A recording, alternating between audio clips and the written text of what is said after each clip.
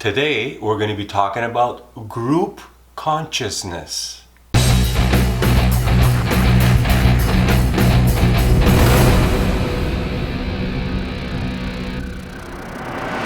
I'm going to start off by talking about the 100th monkey.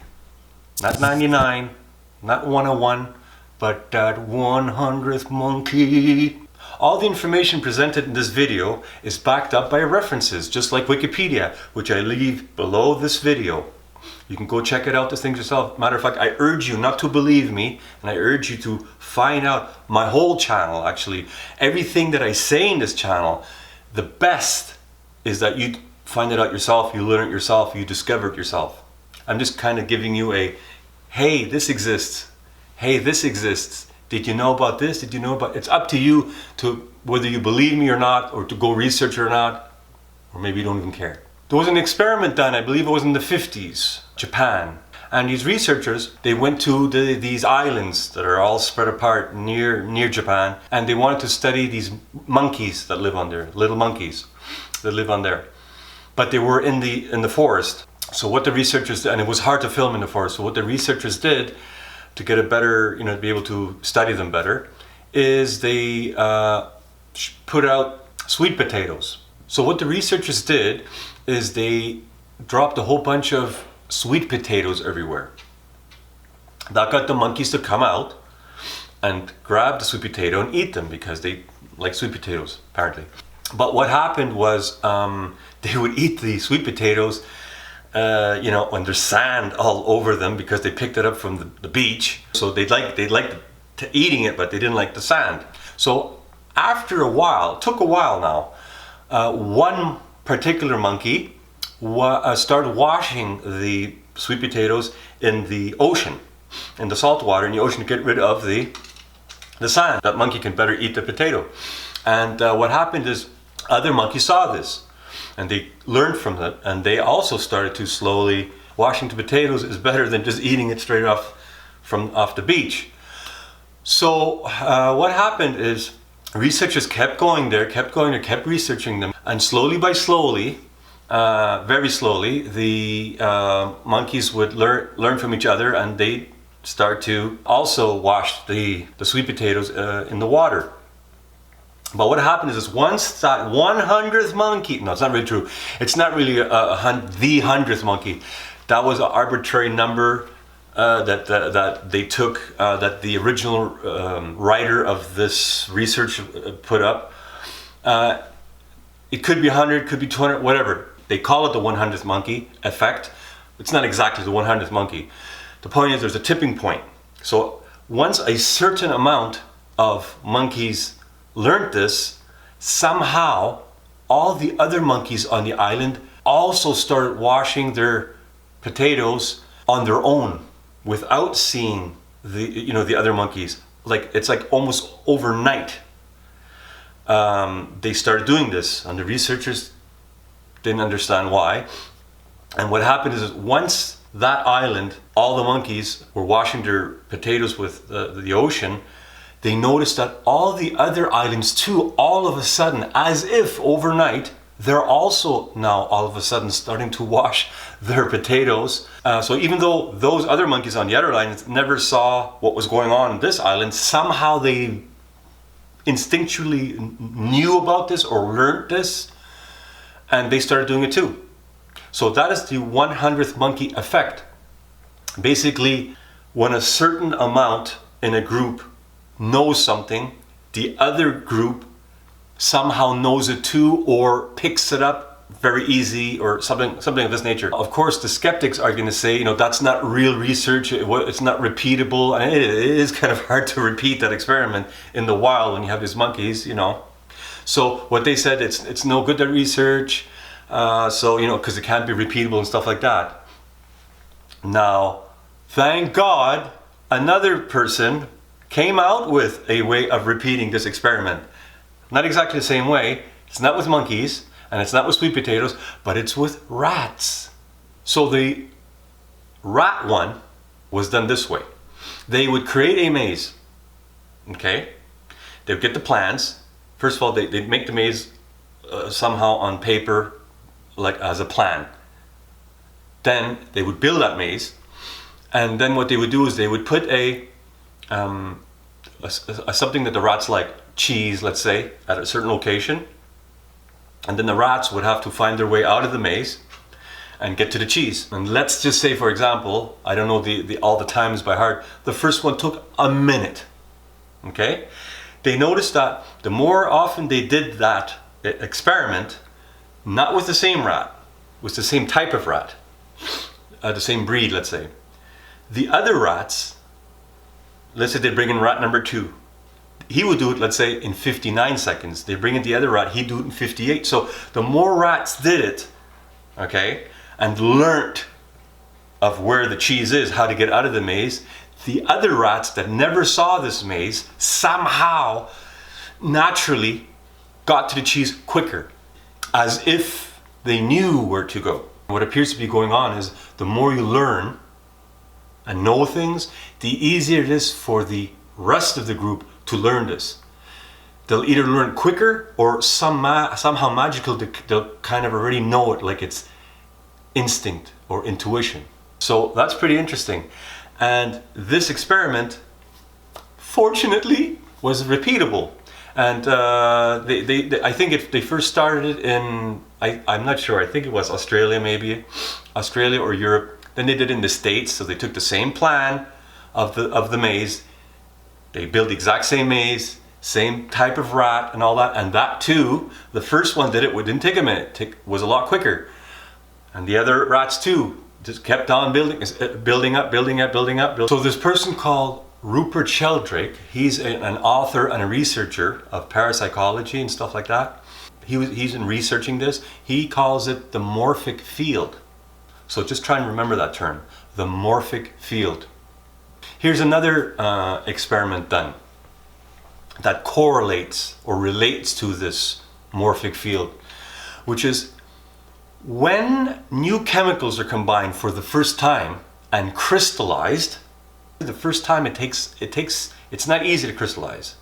It takes a long time. It's a slow process. But the thing is, when those same chemicals are used to crystallize again, anywhere in the world, by the way, they crystallize quicker and quicker and quicker. This is also a real phenomenon. As if crystals themselves have their own little morphic field or memory or some kind of consciousness, and because it behaves that way. More types of this type of research is being done around the world right now, and more data will come out, and we're going to get a better answer. But right now, the evidence suggests that there is this morphic field, or morphic, some people call it morphic resonance. Now, in layman's term, a group consciousness, a collective consciousness. Now, if you watch my other video that I did, called Consciousness in the Brain, you will see even more correlation with experiments done at Princeton University. Now, let's break it down into layman's terms. What does this mean? If half the planet would think of a number, let's say between 1 and 100, they think of a number. Let's just pick a number, 63. And everybody thinks of this number, 63. They know that's the number, and they don't tell anybody, but they think about it. They only think about it. Okay? They only think about the number 63, 63, 63. They have that in their head, 63, 63, 63. Half the planet is doing this. What's going to happen is you take the other half of the planet who doesn't know anything about this, and you say, choose a number between 1 and 100. Okay?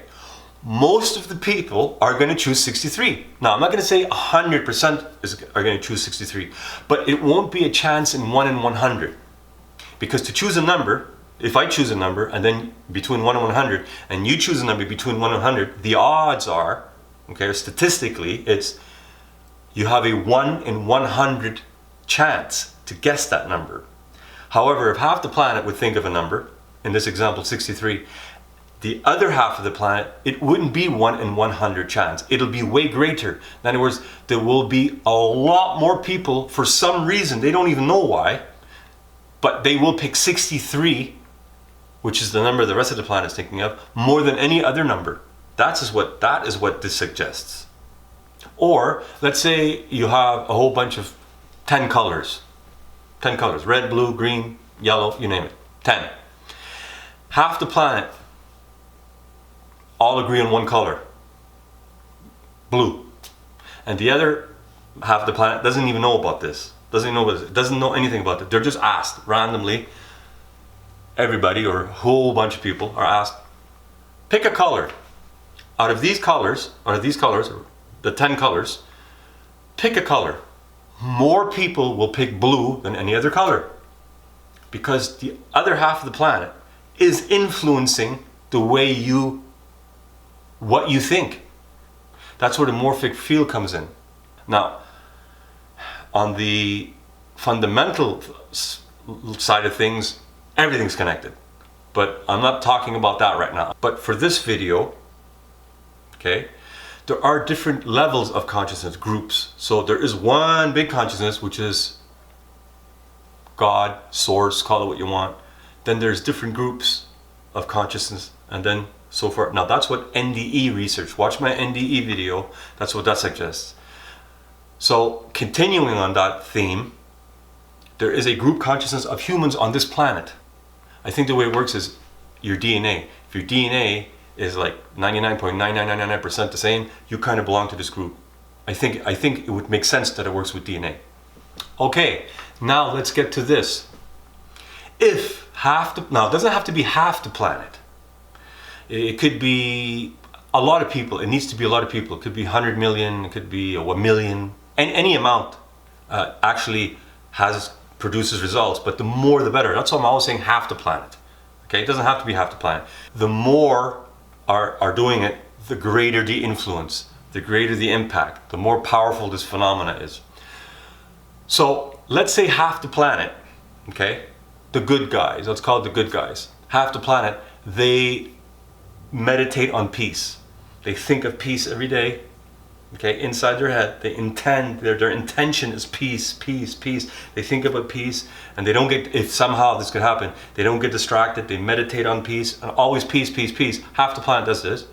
The other half of the planet that is not doing that somehow will want more peace. Even maybe terrorists that are about to blow themselves up. If it was a 50-50 thing between the terrorists, like, you know, not all terrorists are 100% hardcore. There are a lot of terrorists that are like, I better do it or they won't like me, or they might kill me, or, you know, they could be right on the fence. Well, those ones, forget, they're going to say, screw this, I'm for peace. This would happen all over the planet without even people realizing why it's happening. They're going to just think, you know what, I changed my mind. I don't think of that way anymore. I think more peace now. They won't even know why they're thinking more peace. But this is what this phenomenon is suggesting. I'll give you another example. Let's say soccer, the World Cup, every 4 years, the biggest sports event that comes along every 4 years. Now, the reason why it's so big is because people around the world, all around the world are viewing this. There are millions, I mean, like, it's the biggest audience anyways. If you statistically, it's the biggest audience. So when you have millions and millions of people watching a sport game, what are you, okay, assuming you're into it, you're not just watching it and on passing, you're into it. You know the teams a bit, you know maybe the players a bit, and you're really into it. Well, what are you going to think when you're watching your sport team play? Of course you're going to say, come on, win, come on, win. That's what you're going to be thinking. So win, win, win. Now the thing is this, winning is an aspect of competition. Winning is an aspect of warring. Winning is an aspect of fighting. So what you're doing is when all these people are blindly, that's important too, when they are blindly following the sports and got millions of people win, they want their team to win. No, they want them to, and they're all win, fight, win. You are producing these thoughts and energy and frequencies. You are contaminating the global consciousness into a fighting type frequency, into a warring type frequency, competing type frequency. That's what you're doing. So in layman's terms, what you're doing is you're helping war stay alive.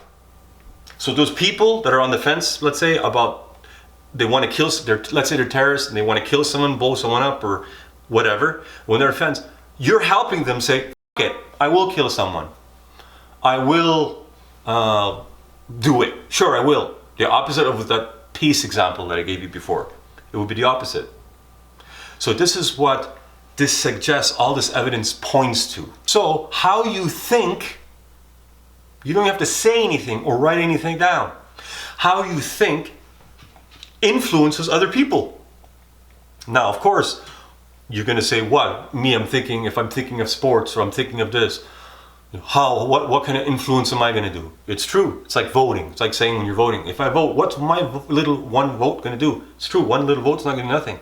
But if you add it all up, right? If everybody does it, it does affect people, as the examples that I just gave. Okay, let's close this up. I want to talk about one more thing regarding this, the group consciousness.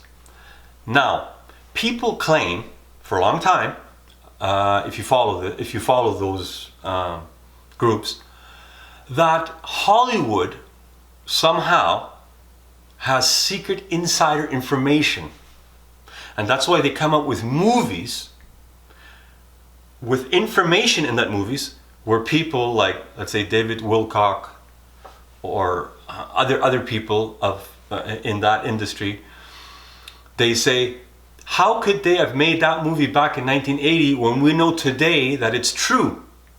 That whatever it is, something to do with, usually with the government or the shadow government or even aliens or whatever. Okay? You know, like sometimes there's detail in movies where it's like, that is awfully similar to what I know about this whistleblower who said that, who no one else should know this, but somehow Hollywood knows this because they put it in their movies. So they're claiming, these people, like let's say, like I said again, the only person that comes to mind right now is David Wilcock, but I heard other people talk about this too. They claim that the only way that they could know about that stuff and put it in their movie is if they had insider information. Somehow they told them about this, and somehow they told them, put that in the movie, put this information in the movie. All right. Now that may be true. There may be some people and connections and stuff like that in Hollywood where they have connections and they get some information. However, I would say the overwhelming majority, 90%, maybe more, is not from insider information. It's from outsider information, the global consciousness. In other words, if there are humans on this planet that have a big secret, let's say Antarctica. Let's say Antarctica, there is, because this is going around, that there's different countries that are down there, and they're digging up alien technology, and they're reverse engineering this alien technology, and there's aliens even down there that are communicating with governments and stuff like that. If there is a lot of humans down there, all right, that know about this stuff, guess what? That leaks into the global consciousness, and someone might pick it up. Now he's going to think, oh, I just used my imagination, right? I just used my imagination. I said, you know what? I want to make a movie on aliens. I'll pick Antarctica because they talk about Antarctica, and then they'll start writing their movie, and they're going to come up with things left and right and detail stuff that they never even heard of. But somehow this detailed stuff that they just made up is exactly what's going on, or is exactly what's happening down there. Let's say it could be a piece of technology, it could be a scenario, what's going on there, whatever it is. That is what the morphogenic field is suggesting, that this is going on. So I don't necessarily believe it. In few instances, yes, there's insider information that is leaked to the filmmakers. But in most cases, I don't think so. In most cases, they pick it up from the global consciousness. It's whatever humans know, another human really knows. Now, he might not know it's 100% true. He might not know about it even. But one day he could pick it up. And the more people know it, the quicker they'll pick it up. This is what all these tests are showing. Remember, with the rats, and the monkeys, and the crystals, and so forth, and also that experiment I told you is going on, which is called in the Princeton University, which is called the Global Consciousness Experiment. So if you find this video interesting, give me a thumbs up, subscribe, share this video. I'm just trying to get the information out there. So that's it about this video. I'll see you next time on Raise Your Frequency.